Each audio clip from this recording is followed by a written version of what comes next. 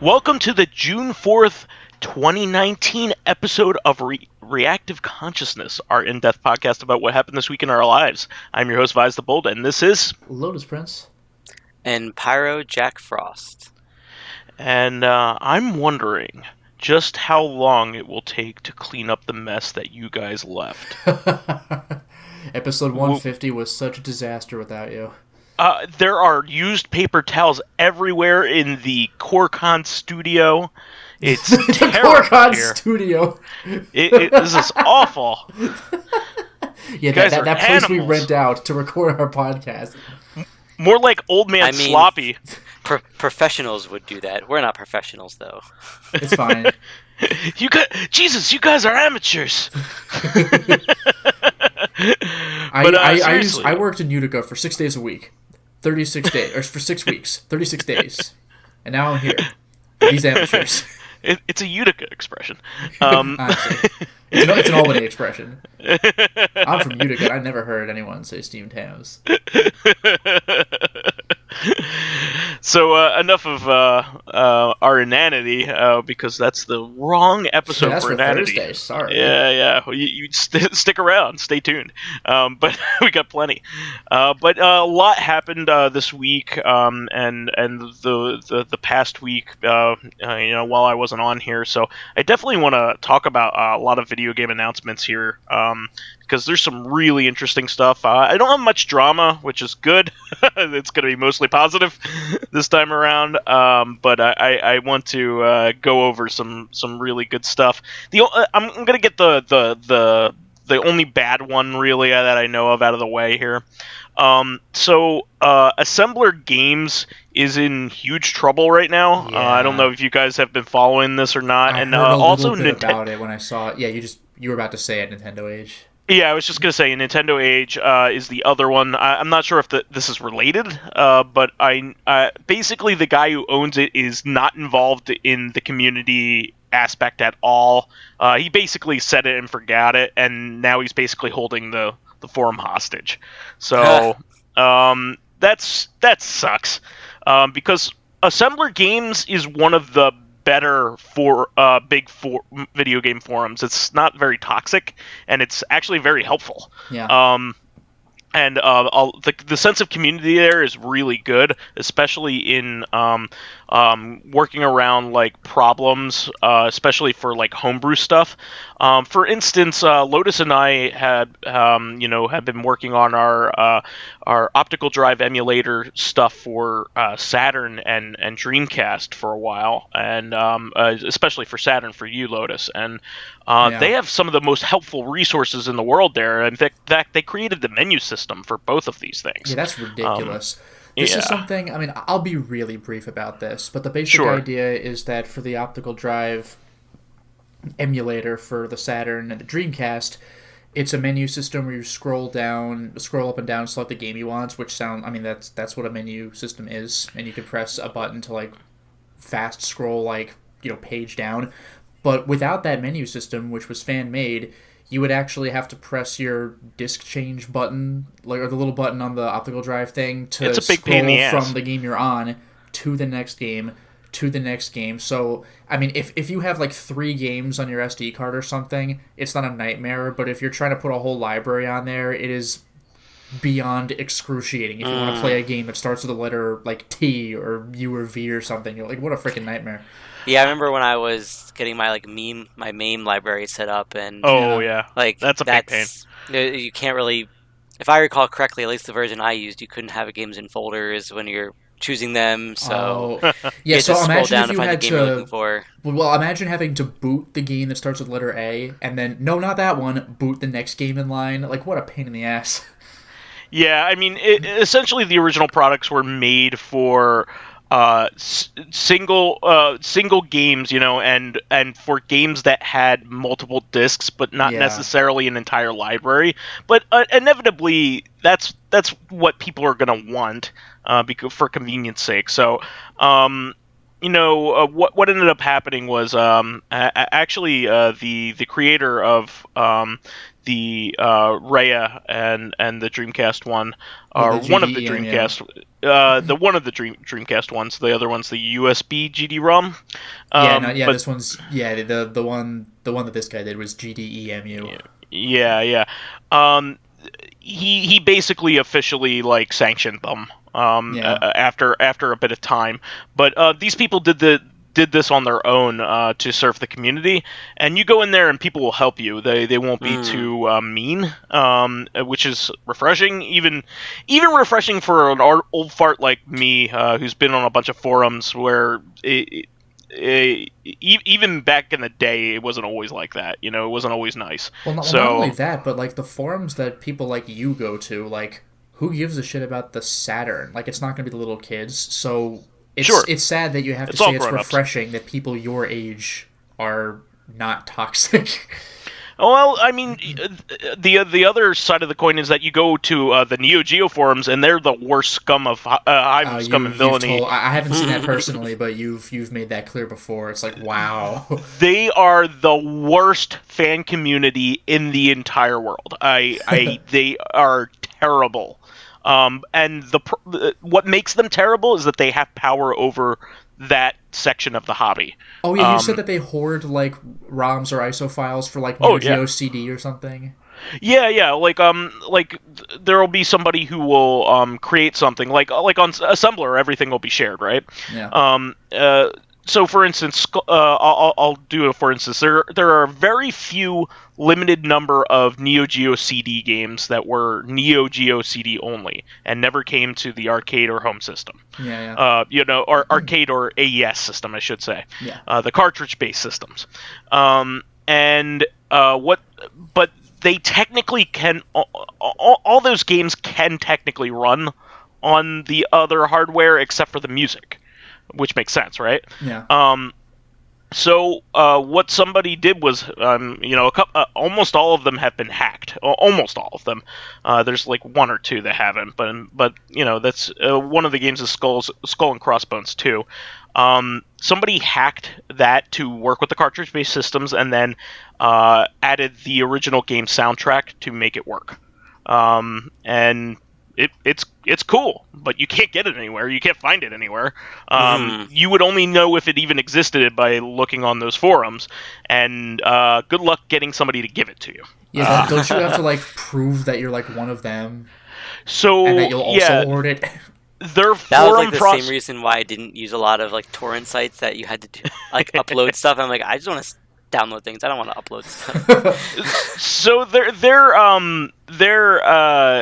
procedure goes like this: you start up as a newbie on their forum, which is some old ass shit, man.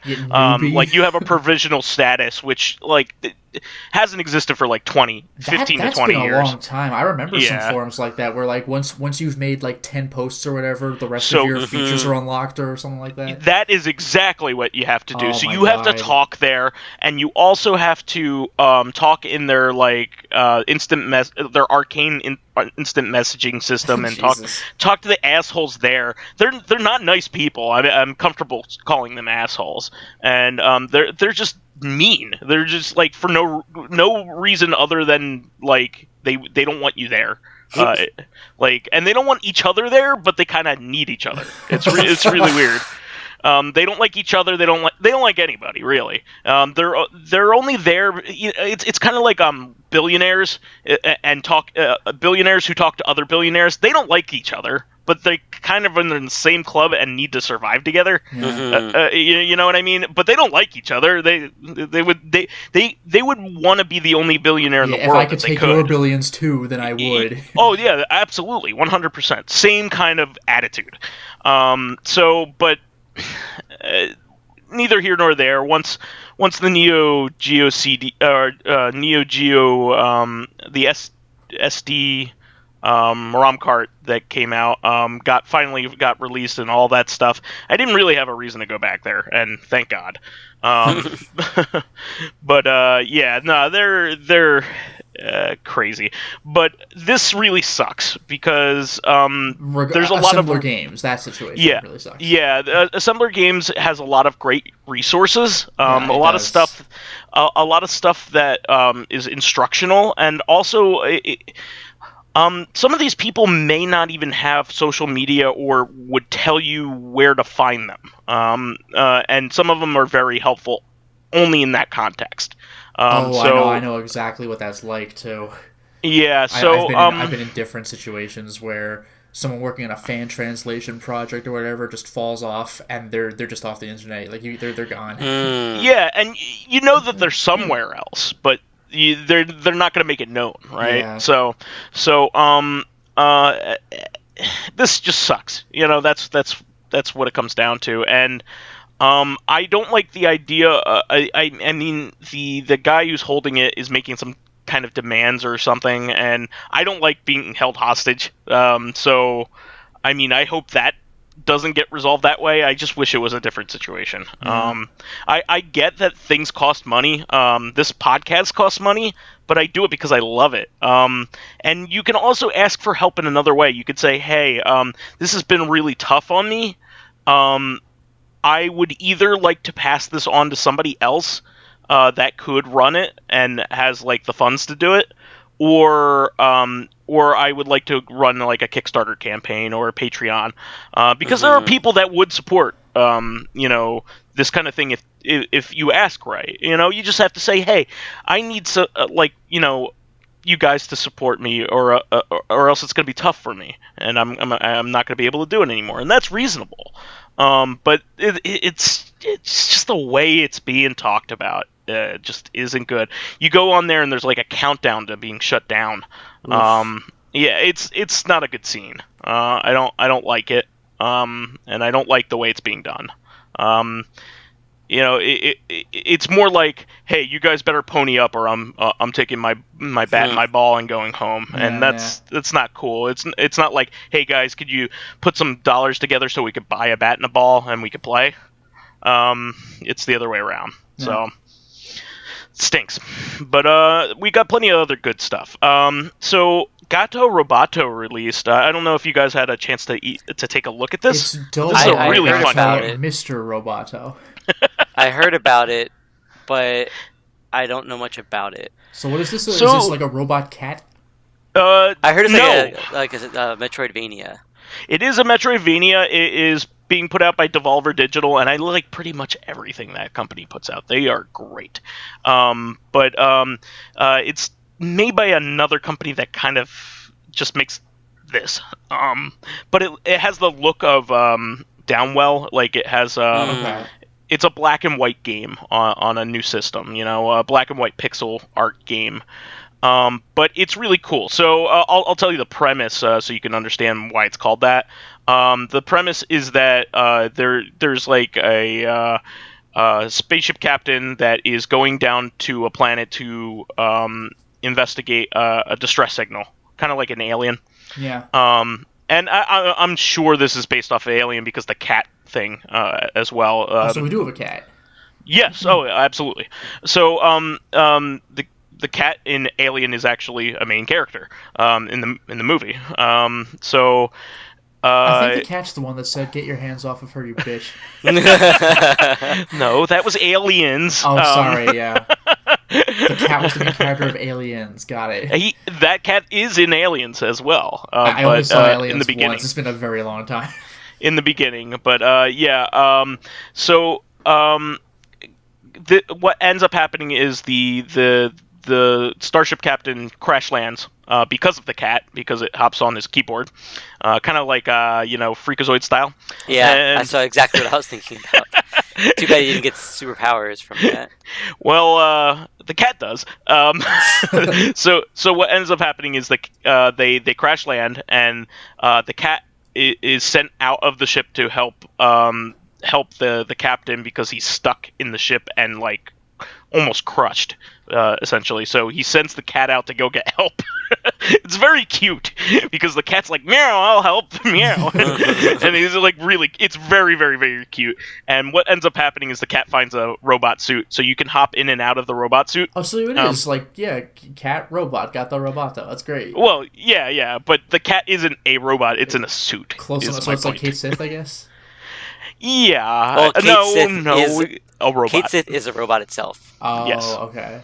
The whole Kate Sith is a robot. Yes. Being controlled by someone else. Spoilers. Yes. Spoilers. Geez, spoilers. The game isn't out yet.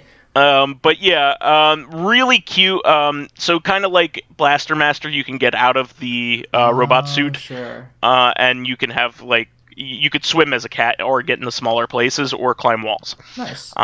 So it's a lot of fun. It's very, very charming. It's a lot of fun too for those of you who love Metroidvanias. I certainly do, and it's one of the best ones to come out this year already. I'm confident in saying that. It's a lot of fun.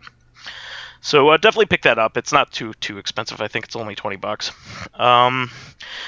Here's another one. This was a big thing. Yes. Death Stranding puts out a release date, which is magical, and and also the pre-orders went up. Yep. So this is really neat because this took a lot less time than pretty much any other Kojima project ever, which is pretty cool. Probably because the team working on it was helping him rather than directly under him. Yeah, and also not full of red tape from a gigantic company like Konami. I was just gonna say his company wasn't actively working against him the entire time. Yeah, he probably had a lot a lot easier time making this than he would have at Konami. The engine was already made, which is something that he didn't have done with Metal Gear Solid 5. And Guerrilla Games is an experienced developer with Sony money backing it. So it was all good stuff. Now, there are 3 editions being released. There's a regular, a steelbook one with some extra stuff, and then another one where you get the baby backpack.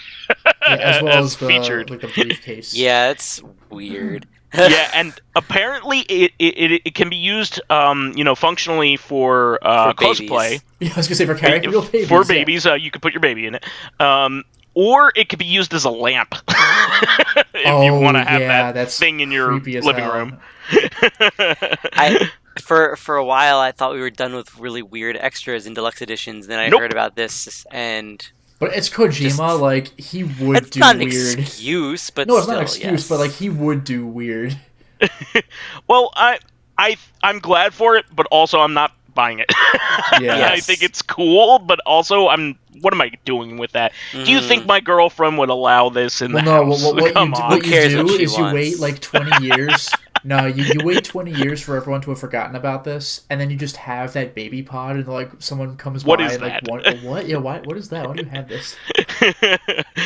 But color me excited for this game. It's going. He also confirmed it's going to be an action game, not a stealth game, like he's accustomed to making. So I imagine that it's going to have, Prince of Persia and Ico-like tendencies. I think it's going to have a lot of puzzle platforming and that kind of thing going on with it. Do you think it's going to have some long, convoluted, not title, but subtitle, like tactical espionage action, high-speed robot action or whatever? Well, see, back then, the reason why they did that is almost every game in Japan was making up their own genre to put on the side of the... Policenauts had some thing descriptor as well. Oh yeah, no, that's what survival horror was. It was a made-up genre that Capcom came up with. Yeah, when you turn on the game for the first Evil. time, you have once again entered the world of survival horror. Good luck! Exclamation points. Yeah. So they that's what they were into at the time. So that's what that was. So I doubt that because it's unless he wants to do a callback, of course. But Kojima does love his callbacks. I don't think there's going to be a confusing subtitle. But I think the game will be confusing. Oh, I don't think it's going to make a lick of sense. But I'm okay with that because I like weird shit. So I'm very okay with it. I think one of the weirder things for me was, and Vice, I already talked to you about this, but on Twitter, Kojima posted about Death Stranding and the very, very basic idea without going into too much detail. Oh, please read that if you have that queued up, please. Well, I don't have it queued up, but there were two things that threw me off. One of them was, people are used to, people have become accustomed to living in isolation, so they've built up walls. But walls has a capital W. Wait, let me read this. Marks. I want to read this. I'm queuing it up. I'm going on the Twitter. Yeah, it's just people have built walls like it's a new word. I'm like, what? Like, I know what a wall is, dude. No. I know what he means by this. So he's meaning metaphorically and physically. So people put up barriers like socially. Yeah, well, at least as far as the trailers are concerned, everything looks like it's an open field. Yeah. Well, that can be a wall too because of isolation from being far away from somebody. Yeah. That's just as effective as a wall, right? Yeah, but it's not a wall. Like this. That's what you were talking about with the emotional figurative wall. Yeah, but like distance is a wall. I mean, like not being easily accessible is a wall to some degree. So even an open field with a lot of. I'm also curious as to why people have isolated themselves from each other. I guess that'll be more where the plot goes. But I don't know. Tell me why you go home at 11 o'clock at night every night. I don't build a physical wall. You do. You literally go in your house, which is a thing I didn't build it, though. Erected of walls. No, I build figurative walls, dude. I don't build physical walls. Okay, I'll read it here. Yeah. People have built walls, quotes. Capital W, quotes, yes. Yeah, with a capital W, yeah. That's important. And become accustomed to living in isolation. Yeah.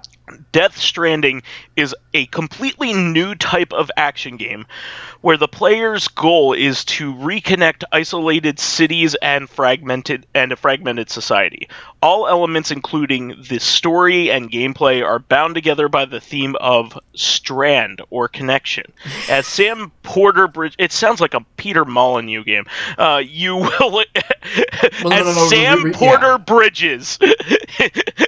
As Peter Ray Gun, you you shoot a ray gun. You will attempt to bridge with capital B and capital quotes. It's so capital good. Quotes. These divisions. As Mr. Bridges, you're gonna bridge the divisions. Like, Jesus Christ, dude. And in doing so, create new bonds or strands with a capital S and quotes. It's so heavy-handed. Oh, come on. Kojima's never been heavy-handed. I know. With other players around the globe. Through your experience playing the game, I hope you will come to understand the true importance of forging connections with others. This sounds like, I know you said Peter Molyneux, but that last bit, like, I hope you understand with my game, this concept, it sounds like, oh no, what was his name? The guy who made David Cage. It sounds like David Cage. Yeah. Like with my high art, I hope you'll come to learn this lesson. It just cracks me up. Now, please enjoy the latest Death Stranding trailer. Now, Kojima, never change. I love you, buddy. I as much as I'm making fun of this, I am fucking psyched. When this game comes out, you're all going to apologize for making fun of the name Sam Porter Bridges. I will not. I will still make fun of it, but I will love the shit out of it. I was coming up with all sorts of, like, good thing his name happens to be Bridges. I was coming up with, like, other posts, like, as Sam Porter Robinson, your job will be to Robinson these divisions and forge connections. It's just cracking me up. Wow, that's amazing. But I'm excited. Any thoughts on this, Pyro? I know. I haven't seen the trailer, but I did hear about that write-up from another podcast I listened to, and yeah, it sounds appropriately Kojima. Yep. Ridiculous. Yeah, I'm just waiting for the literal umbilical cord that you're going to have to bring from city to city in this game, because that's what's going to happen. I'm not a huge Metal Gear Solid fan, or even, let's say, a Kojima fan, so I'm probably not going to play Death Stranding, but I'm really looking forward to hearing like how crazy it is. I hope that when you beat the game, you're still more confused than when you started. Yeah, it's definitely he's going to have to make Death Stranding 2 through 5 to really make you understand the whole Death story. Stranding portable ops. It's going to be like John Wick. He's going to introduce all this lore, but not like tell you about how any of it started. But in a way, like, that was really cool how John Wick handled that. So if he can pull it off the same way John Wick did, then it's like, I'm looking forward to Death Stranding 2 because I want to know a little bit more about this. Yeah, John Wick actually had very natural lore building. Yeah, but it also just makes you ask more questions. They don't answer much. Well, you don't need to know how it started. It's just like, I said this before, but like in John Wick 2, he goes to Italy and there's just another Hotel Continental, and you're like, or Intercontinental, and you're like, oh, it's international, and they have a bigger network than we thought. It's not like weird shit that's like, you're like, what is anything? The end of the movie, you're like, wait, what? Well, the end of the movie was just stupid, where it's like, is everybody an assassin? That was just comical. Exactly. What is this, like, 1950s, like, Suicide Girl run, like, ridiculous, office where they keep track of all this stuff on 80s computers. But anyway, Death Stranding looks neat. Check it out. And this is also another batshit insane auteur that we love. Suda51 has announced that Travis Strikes Again will be making it to PS4 and PC in addition to the Switch version. I am very happy about that. I'm very happy. I think it'll be good because in order for him to make a third No More Heroes, like an actual one, this needs to sell as much as possible. So I'm cool with it. Didn't he just directly say that too? Yeah, absolutely. And I'm cool with it. You know what I would love to see? I haven't played it yet, but I would love to see Suda51 and Kojima like team up, where it'd be like Kojima's like a nerdy cinephile, and Suda51 kind of is too, but it's like schlock and grindhouse movies. Well, throw Sweary in there and we get a party. Oh my fucking god, yeah, like that would just be brain melting. Fucking Kojima, Suda51, and Sweary, like nobody would know what would happen if all three of them entered the room, like in the same room at the same time. Just add a little bit of jank to all this like crap. It's like, here, add some bad programming on top of this to make this a little bit more fun. Yes, please. But no, this is cool. Actually, Sweary's last game got a lot of acclaim. What was that, Oberdin? The Missing. Okay. It got a lot of acclaim. I'm confused Oberdin with something else. But yeah, no, Sweary, did get some legitimate praise for that game. Yeah, so I shouldn't make too much fun of him, but I love him too. But that's another yeah, he's discussion. Also he crowdfunded this a while ago, but he's producing something called The Good Life, so that'll be another game that's coming out later. Yeah, I'm excited for that too.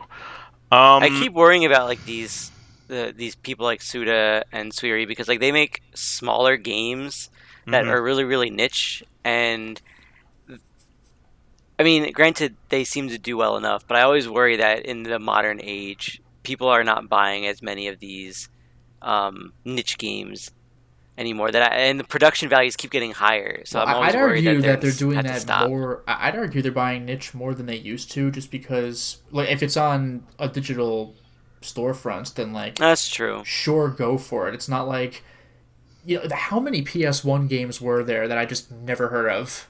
Yeah, like Shadow Tower. What the fuck? Like, I've never seen that in the wild, except for like convention scenes. I would say this, that I think like Suda51 used to put out basically AAA tier games, with the AAA budget. I mean, yeah, Lollipop Chainsaw, that was a AAA game, I would say. Shadows of the Dam was a AAA game. I mean, well, the funny thing is, they were AAA games as far as like the production studios and everything. That's what I mean. But like, yeah, not so like for releases for like what customers thought of them. They were probably like B2B plus style. Like, okay, like kind of. Even Travis Strikes Again is like $40. What I'm trying to say here is that I think he's found, because there is a market now for games in the $20 and $30 range, now much more so than they used to be. That's where he fits better. than the AAA area, because he's not going to make AAA money. You know, he's not going to put out like Lollipop Chainsaw probably did better than anybody ever thought it would, but even then it was a huge collaboration project. Yeah. I mean, he had tons of famous people involved in that. I mean, James Gunn wrote it before he was part of the Guardians of the Galaxy and Avengers franchise. Not to mention he used mainstream music from like every musician he could find. Yeah, and he even had a famous musician voice act in the game. So the first boss, Johnny Rotten. Yeah, Johnny Rotten. Jimmy Urine, right? Johnny Urine, that's right. That guy did a great job too. He was awesome. He was the best part of the game, if you ask me. Oh, what a beast! Where he screams physical words at you. And like very creative, like nasty cursing, like very vitriolic cursing in like physical form flew at you. It was amazing. Like actual words are flying at you and you have to roll out of the way. Yeah, no, that was great. But what I'm trying to say here, I guess, is that it's much less of a risk for him to make a $20 game, and then I'll buy that even if it's not the best thing in the world, just because I like him and I like what he does. I mean, as long as they're reasonable about how much they can, like that they're not going to be making AAA games, then I guess they'll keep going, especially digital. Because if it was just physical, I don't think they would sell it, because they're going to get beat out by the games that pay more to have their games have more shelf space and whatnot. Absolutely. Well, I mean, although he did try playing it both ways with Travis Strikes Again, where if you bought the physical, then it just came with a season pass code, or you could buy a digital for pure convenience. Yeah, and it was less money. It was like $30, I think, is the digital price. Oh, nice. Okay. Yeah. So there was a reason to buy the physical. I think it's $15 for the pass if you're doing digital. So you save $5. Still not going to screw you. Yeah, $5. Yeah. Okay. Yeah. It's worth it. Yeah. I'm not going to say much more than that, but I think that it's great. You know, I want these games to be successful. I want him to be successful. He's a heck of a nice guy, too. I got a chance to talk to him, even through an interpreter. He was really nice.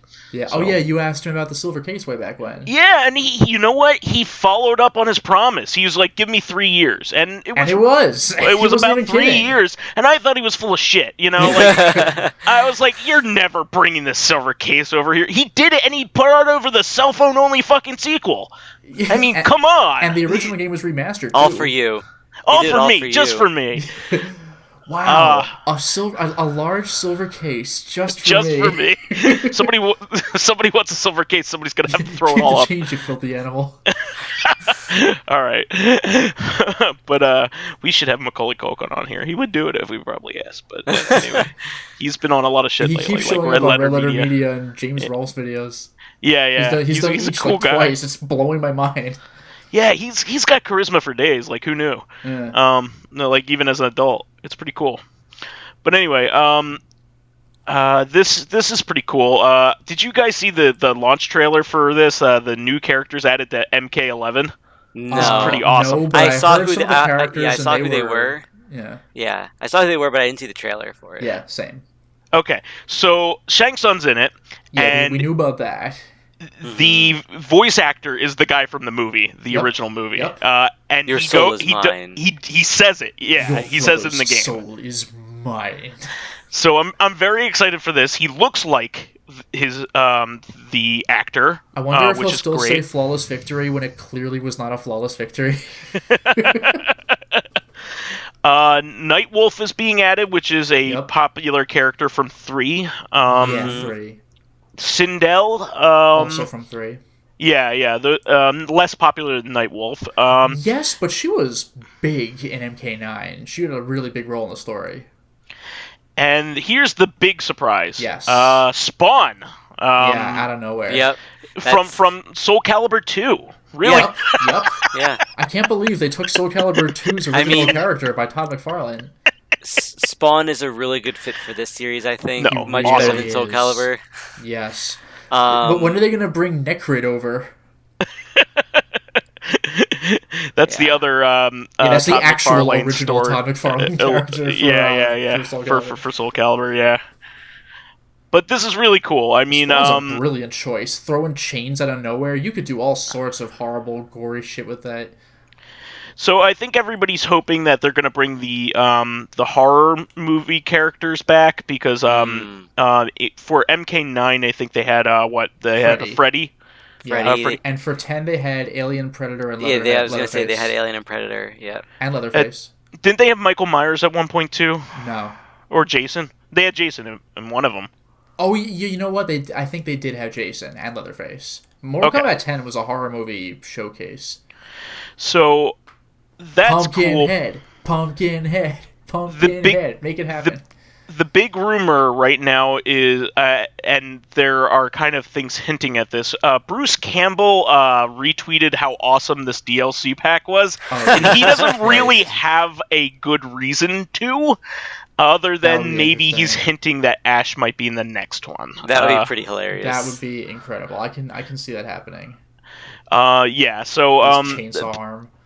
There are several things hinting that Ash is going to be in it. Other than that, like, people have kind of dug through some stuff and found some hints at it. Okay. So that's not confirmed, but it's getting there. It's getting more and more substantiated. So really cool stuff though. They should also bring Ash from Pokemon into Jesus. Just cleave him in half. I love MK11. So it was pretty funny. Like about a week before MK11 was released, my girlfriend goes, "Do you have Mortal Kombat?" And I was like, "Like the old one?" And she was just like, "Any Mortal Kombat?" And I was just like, "Well, the brand new one's coming out in a week." She goes, "Sweet, you should get it and we should play it." And I was like, "Really? You want to play Mortal Kombat if with me?" If she's into traumatic fatalities, then sure. Well, my girlfriend, plays games casually, but like I didn't know she was into Mortal Kombat when she was a kid, and apparently she played a little bit, and she's like, "I love this," and so we played it for an afternoon. We had a freaking blast. Nice. I played as Johnny Cage and Sonya's daughter. Cassie. I forget Cassie. I played as Cassie. She's awesome. And I pulled off the first fatality that we did, and I straight up punched the heart through some guy, like left a big hole in his thorax. And my girlfriend was not prepared for that. She goes, "Oh shit!" I was gonna say, old Mortal Kombat was violent in terms of it had blood, but like Mortal Kombat 9 and up is like horrific, actual, like, Jesus Christ levels of violence. MK11 is probably the most violent game ever made. I'm just gonna go out and say it. That's saying a lot because 10 was fucking next level. Yeah. So we had a blast. My girlfriend loved every second of it. She took a picture of it while Cassie took a selfie of her doing it, which is pretty funny. Also, she puts out some really funny quips. She went, yes. "Damn, Gina, do you know what that's from?" No. It's like a 90s reference. It's like from the Martin show, the sitcom Martin, with Martin Lawrence in it. Wow. Yeah, it was like really obscure. I think my favorite beginning of battle quote she had it had to be MK10 was when she and Johnny Cage square off. Cassie says, "Cage match," and Johnny's like, you did not just say that. It's fantastic. Like, she has her dad's shitty sense of humor. It's the best. Because Sonya is, like, humorless. So, like, Cassie took after Johnny. Well, she's played by Ronda Rousey. That's probably... Yeah, I mean, well, she looks kind of like Sonya, but she takes, like, her attitude is Johnny. Yeah. No, it's a blast to play. It's a game that, anybody can get into. It's not so rigid that you can't play the game without like a ton of knowledge. We had a blast playing it, and you know what? All of the NetherRealm games are like that. Injustice is really fun too. Well, regarding knowledge of earlier games or whatever, I know that the plot of 11 is that there's some time manipulation character who's pissed off that you ruin the timeline or something. So it's like, I gotta deal with past stuff. I hope they bring back stupid bullshit like mocap or like meat or something, just like weird little trivia, because like they're not afraid of doing that. Even in Mortal Kombat 9, Shang Tsung and Quan Chi teamed up together, and they were like, "Oh, you're not going to be able to beat this deadly alliance," and I'm like, "Oh." It's so good. But yeah, I highly recommend this game. It's a lot of fun. I think it really appeals to everybody. That can handle this kind of thing, But it's great that they did they put in some real effort here for this DLC pack. I mean, it's close to launch, but this is just a reality for fighting games these days. So I mean, I'm not even gonna bring up that point of contention. Well, Mortal Kombat 9 and 10 had complete editions anyway. I'll just pick that up. They'll come out eventually. Yeah. And for all the people complaining about all the skins and stuff, eventually that'll be released in a gigantic cheap pack anyway. So yeah, that's what I'm saying. Come on. Yeah. This is cool. So this is more and more becoming a reality. There have been hints that this might happen, but this is cool. Square Enix files for a copyright for Collection of Mana. Doesn't mean that we are getting that Seiken Densetsu collection, but it's starting to hint at it. So I mean, I'm excited, but it depends on what games are in there. Yeah, I mean, if it's the same as the Japanese one, then it's going to be really cool because it's 1, 2, and 3. No 4? I'm not counting on it. What? No 4? Nobody wants 4. What? Legend of Mana was like one of the best ones. Oh, that's not considered 4, is it? Considered 4. Oh, I thought Dawn of Mana was. No. That's why I was going about Dawn of Mana. Yeah, 4. I'm pretty sure Legend of Mana is considered 4. Okay. All right. Well, Legend of Mana is easily accessible right now. You could buy for PS3, PSP, or Vita still. What are PSP and PS Vita? I've never heard of them. Sony hasn't either. Good point. But this is cool, especially if we're getting that third game for localized for the first time. I mean, it's starting to happen more often now. Konami just gave us a game that had never been translated officially very recently with Kid Dracula, yeah. So, that's a much bigger undertaking because it's an RPG. Mm-hmm. But, it'd be really neat if they did, It would be kind of funny if they just did 1, 2, and then Secret of Evermore. It's like, no, this is happening all over again. It would be cool if they included all 3 in Secret of Evermore. That would be better. That would be pretty cool, but not at the expense of 3. Here's another really cool surprise. The Infinity engines are coming to all the consoles: PS4. Xbox One and Switch. So anybody that's not familiar with these are all the really cool D&D games from the PC back in the day. Wow. Baldur's Gate 1 and 2 are coming in a pack. Oh, I saw that. Yeah, that's crazy by itself. Yep. You also have Neverwinter Nights is coming out, Icewind Dale, Planescape Torment. Yeah, I think I got them all. Yeah, so all the major games for the Infinity Engine games are going to be released on all the systems. I very much hope that they make sure that they tailor the text for the Switch especially, and these other systems, because the text was made for PCs in mind back in the day. Yeah. And is very, very tiny on an HD screen these are like or a portable 90s games. Well, I don't know about Planescape Torment, but Baldur's Gate is a 90s game. Oh, yeah, I'm wondering. for sure. I'm wondering if this is connected to. I don't know if you heard the rumor, but the people who made the Divinity games. Yeah. Mm-hmm. There's a rumor that they're making a new game, and that the rumor is that it's Baldur's Gate 3. That's mind-blowing by itself. The reason why people think that that's the rumor is because on one of their websites, it's just like the number 3. But if you look at like the code, it says Baldur's Gate or Baldur 3 or something like that. God. So people were saying like, if this is a joke, people are gonna be really pissed off. Yeah. Sure. But that might be why too, that they're bringing the other games to the more modern systems, because they're going to be continuing them. Well, you guys know me.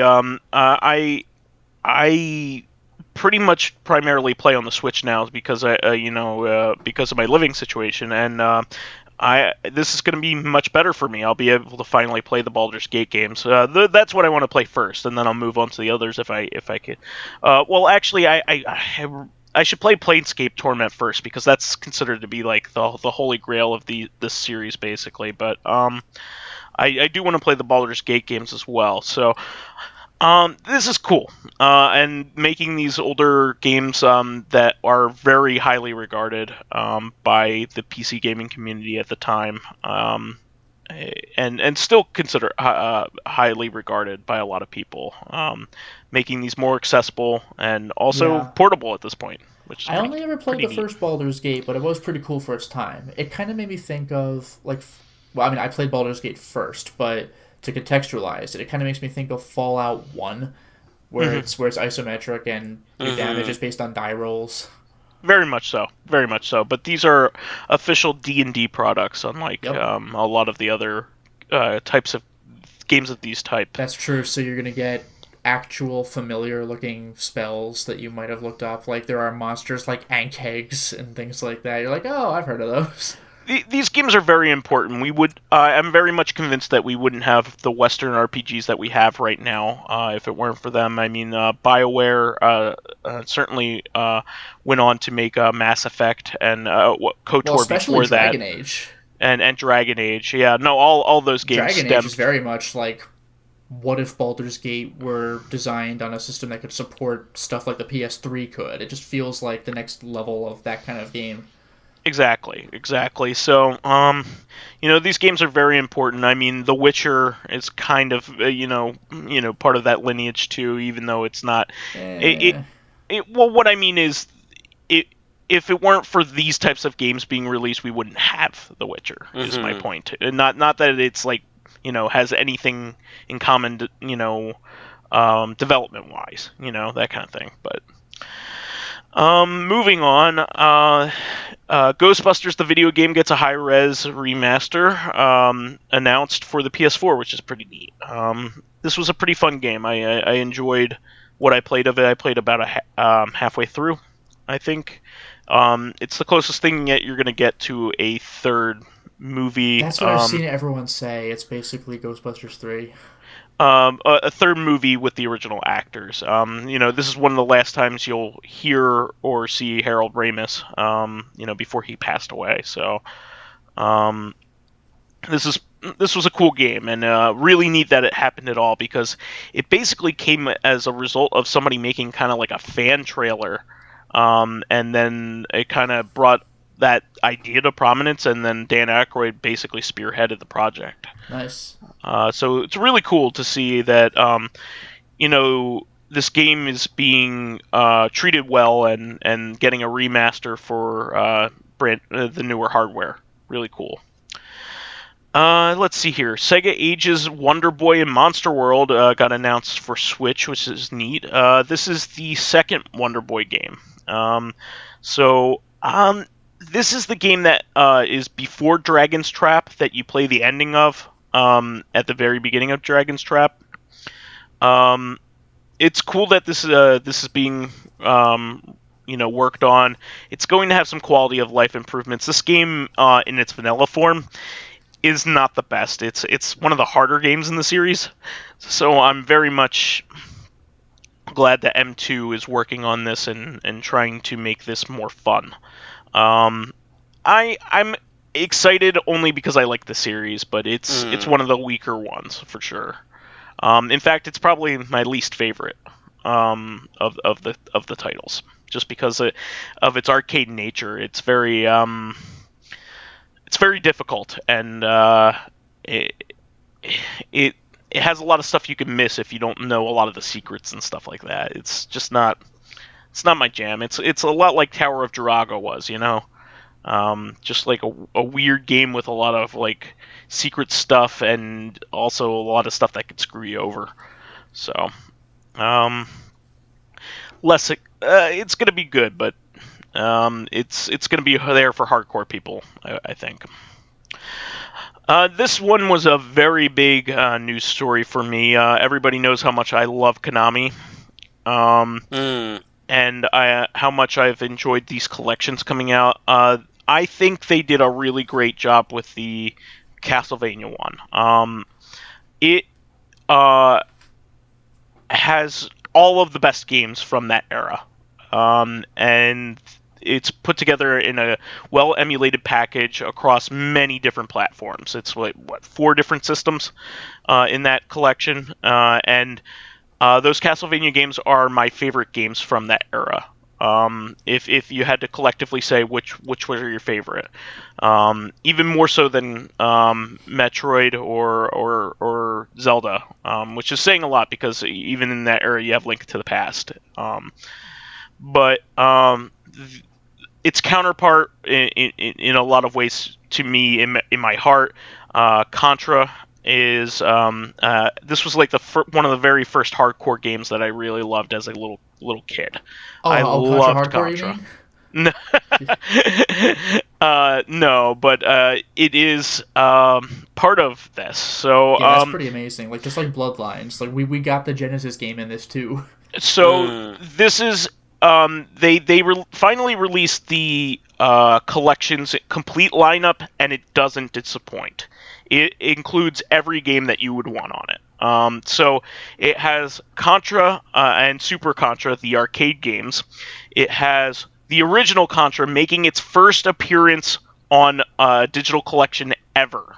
Yeah, this hasn't been ported from the original Nintendo. Like, it's insane. On the DS, it was included with Contra 4, but it is not a good port. Okay. But you might as well not even count that. Because the resolution's weird, going to the original DS. So, but it was never put on the Virtual Console, which everybody was begging for. It was never put on the NES Classic, which people were like scratching their heads because Super C's on it. It's just not anywhere where people have asked for it, and people have been wondering why.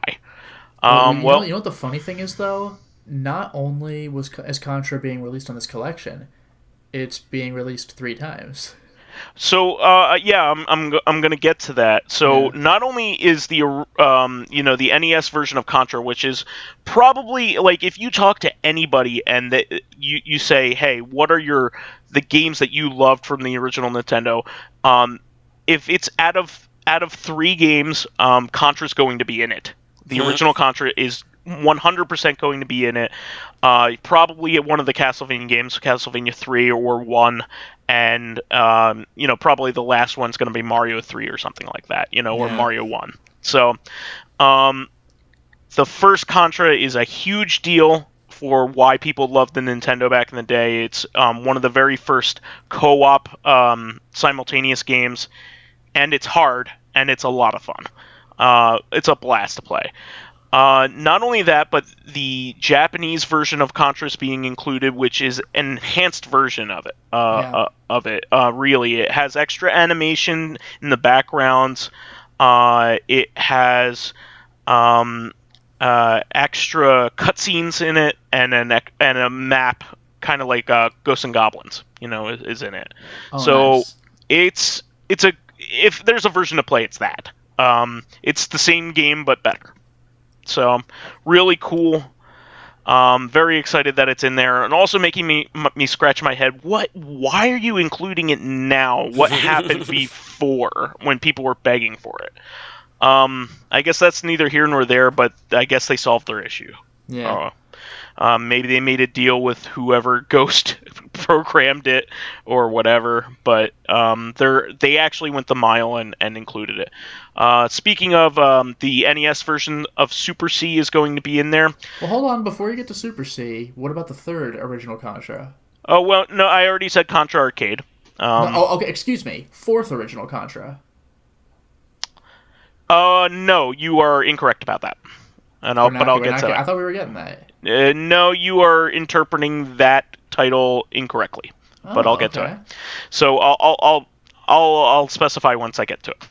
So I will say that unlike with a lot of other games, you say, "Hey, I wish why play the NES version, which is a downport when I have the arcade version."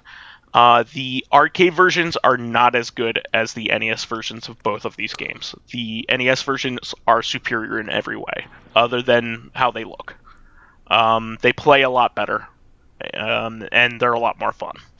Well, so I think you said the dimensions were also different. So like yes. on the arcade, the vertical levels will be better, but otherwise, it's really all about the NES version. So the original Contra and Super Contra for arcade are played in Tate mode or vertical mode on on an arcade monitor. So kind of like Pac-Man. Imagine Pac-Man. Pac-Man is lengthwise taller than wide, right? Whereas a lot of other games where you are going from left to right typically are like regular mode or Yoko mode is what they call it. What you would generally have your screen set to normally. For whatever reason, those arcade games were made in Tate mode. I don't know why, but it's more cramped. The controls aren't as solid, and there are more levels added to the NES versions. So, yeah. There's also limited continues towards the end of the game. So, I'm gonna go ahead and say that the NES versions are way better. Way better. So yeah, it's kind of like the Super Nintendo version of Turtles in Time is better than the arcade. There's just more content, and it's also not completely full of shit with 1,000 million enemies coming at you. Yeah, it has slightly better graphics in the arcade, but the experience overall is better on the Super Nintendo, if you ask me. And it also has more players in the arcade. That's true. But the Super Nintendo version's better, if you ask me. Yeah. So it's just a better experience. Not only that, but Contra 3, which is one of the hallmark Super Nintendo games. Like, if there is five Super Nintendo games, maybe even 3, depending on who you ask, Contra 3 is going to be one of the top games you need to get for the system, other than Super Castlevania 4, Link to the Past, Super Metroid. These are and Super Mario World, of course. Yeah, World. Yeah, I would say that Contra 3 is right up there with all of those. It's a fantastic game. If you haven't played it, this is a good way to do it. It's also one of the games that I always used to test emulators with, just because it has a lot of slowdown if it's not emulated correctly. It's a great game. Love it to death. One of the reasons why people love Contra is this game in particular. So here's the weird ones. So you have Operation C, which is a surprise, which is the Game Boy game, which is pretty cool. It is an original game, though it is very closely related to Super C. It's almost a port of Super C, but it's a little unique. So it's cool that it's there, but you're not going to get a whole lot out of it. Let's put it that way. And then you have Contra Hardcore, which is an amazing game. It is like basically the Castlevania Bloodlines of Contra. Yes. It is the Genesis version that is weird, unlike a lot of the other ones that came before it in the series, but still great. Really fantastic. It's not the same game, but isn't it kind of like Contra 3 with some of the bosses, like with a big robot skeleton and things like that? So there is some common elements, but it is so divergent that it's a disservice to call it that. Okay. It's not like Hyperstone Heist, where it's basically a downport. It's pretty much the same game, yeah. With like one different it's pretty boss. It's pretty much a downport, except for in relationship to Turtles in Time. Yeah. This is, for all intents and purposes, this was going to be Contra 4 before there was a Contra 4. Yeah. It's a lot of fun. You could pick from four different characters with different, totally different weapon sets and different power-up trees. It also has multiple endings. None of the other games have multiple endings. Yeah, one of those goofy as shit. It's one of my favorite endings of all time. I'm gonna spoil it because why not? So in the game you can find a secret entrance to a boss battle arena where you fight a super deformed, weird-looking Belmont from the Castlevania series, who throws a fish at you instead of a cross boomerang. And it plays a goofy as shit rendition of Vampire Killer while it's happening. That's hysterical. Then you fight something else. I forget what it is, but the final boss battle in that arena is an alien pushing another alien in a stroller, like a baby stroller, and trying to ram you with it. Once you beat that, you go back and you've won the the time battle wars or something or whatever, and they send you back in time, and you marry you become king of the apes and marry an ape princess. So ridiculous. No matter if you're a female character or a robot. It's fine. Don't worry about it. You will marry that female ape no matter what you are, which is pretty cool. But really cool. This game is hard as nails. It's the hardest game out of all of these. It is not just a clever name, hardcore. It's really, really good. One of my favorites in the series. It's great, but for series players only. Let's put it that way. So, and then the final two, which are what Lotus was alluding to, and it's confusing, so I'll go over it. So you have Super Pro Protector Alien Rebels, and the other one which is just called Pro Protector. So what Lotus was referring to is that Pro Protector is Contra's name in Europe. For the console entries in the series.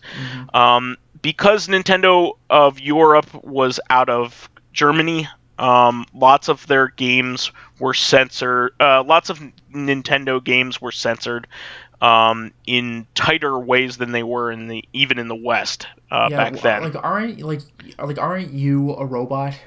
So all of the characters are robots in the Pro Protector series. They replaced the humanoid characters with robots. Like Bill and Lance, who are the main characters of Contra, are replaced with a blue robot and a red robot.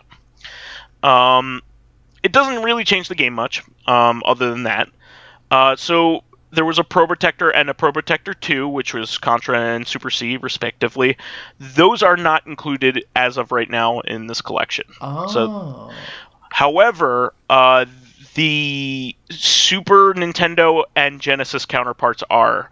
This is why it's confusing. So Contra Hardcore is just called Pro Protector as well. That's weird. Yes, it is weird. And Pro Protector Alien Rebels is obviously Contra 3 Alien Wars. But with robots. So Alien Wars, except for the alien part. So I have to say that I'm very impressed by the selection here. It has all of the great games in the series from this era. It is missing a couple things, I will point out, but I'm not disappointed. So it is missing Contra Force, which is a North America only game that Konami released. It's very expensive these days and not worth the money. It's a poorly programmed, weird Contra spin-off that wasn't even supposed to be a Contra game when it was being made. And yeah, it's kind of a slog to play because of how poorly programmed it is. It has a ton of slowdown, and it's just not as fun. And then also the Game Boy port of Alien Wars is not included in this, but who wants to play that when you have the original? Yeah. And the other two versions of Pro Protector are not in there. But I'm not disappointed by those exclusions. I'm very happy that all of the best games are included and none of them are left out. Yeah. And by the way, regarding actual Contra 4, that one pretty much requires the two-screen setup, right? Yeah, I mean, you can complain about games past this, but keep in mind, keep your expectations checked. I mean, emulation. Where's the PS1 game? Nobody wants either of the PS1 games. They're both terrible. But the PS2 ones were actually alright, though, aren't they? So yes, I was going to say, if you're going to be upset that both the PS2 games are not here. That would be Shattered Soldier and Neo Contra. Yeah, but honestly, that's not surprising though, because the Castlevania didn't go up to the PS1, PS2 era either. Like they had a different PS1 collection. Well, PS1 TurboGrafx collection. I think this is going to be like a situation like with the Mega Man X collection. You know, you have your 8-bit and 16-bit games first, and then move on to the 32-bit, and then later titles. So I firmly believe that since M2 is working on these collections, they are the ones who actually made the Rebirth games. I think there is a Rebirth collection on the way with Contra Rebirth, Castlevania Rebirth, and Gradius Rebirth. That would be amazing, because for as a reminder, those were locked in the WiiWare section of the Nintendo eShop or whatever you called it, and that's no longer accessible. It's been shut down. You can't even re-download them. And they are 100% the best games on that service. I'm not even going to sugarcoat it. I'm not even going to debate it. All three of those games are better than anything else that's exclusive to that service. Don't keep posting the ancestors. Fuck off. No. But what I'm saying here is, if you have any curiosity about like some of the best 8-bit and 16-bit games ever made, and the foundation for all of action games that are currently being made and in the indie space, other than Mega Man and the Mario games, this is where Shovel Knight comes from. All these games, all the games that we've been talking about, Cuphead. Anything that's like that, any 2D action game came from Contra and Castlevania and Mega Man and Mario. So these are important parts of video game history, and they're just great to play even still today. They do not feel dated in the slightest. They're still difficult, and they're still fun and still well made. They do not get old. I still play the original Contra all the time. It's one of my favorite games to play. It's a lot of fun. It's probably the game I've beaten the most, to be honest. So, really good stuff. Konami is my favorite company of old school, the old school era, and this is why. Of Konami. Yes, not current Konami, but I mean, this is goodwill gesture putting these collections out. No, it's I think with all the stuff why people are pissed off let's say with Konami, because of all the stuff they did when they basically stopped making games, but now they're making all these collections and stuff. I think their head's still kind of almost in the right place, or they're just tricking us. Now, we're running a little late here, so I'm just going to pick out the last couple quick things. I also want to talk say that Sigil was released. That's exciting. The Lotus and you can actually download this for free off of that's pretty amazing. Obviously, John Romero's website. Doom to have this work, but that's not exactly going to break the bank. Yep. But yeah, Sigil is a Doom WAD made by John Romero, Doom developer. I have heard that it's pretty full of monster closets, and it's kind of just like cheap ways to die, but it's still classic Doom. It's back. And one thing I heard in its favor is that it's not kill you like Doom 2 and Final Doom. It feels more like a spiritual successor to Doom 1, which was not insanely hard. So yeah, that was one point I was going to make, is this is basically to celebrate the 25th anniversary of Doom, or is it 20th?